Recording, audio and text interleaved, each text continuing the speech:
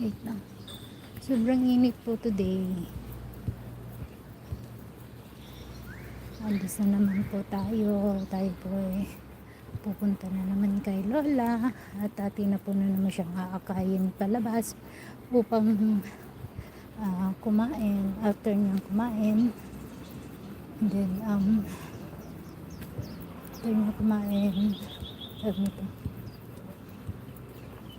uwi na rin. Iwi ko ulit siya sa bahay niya. Tapos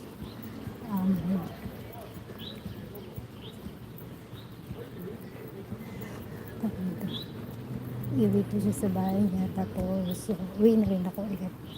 At tayo na doon sa bahay. Ako hindi pa po natatapos magtrabaho sa bahay ni Amo. Sa totoo lang, ayaw ko rin talaga labas ng labas. Lalo nga dito kainit. Oh my goodness.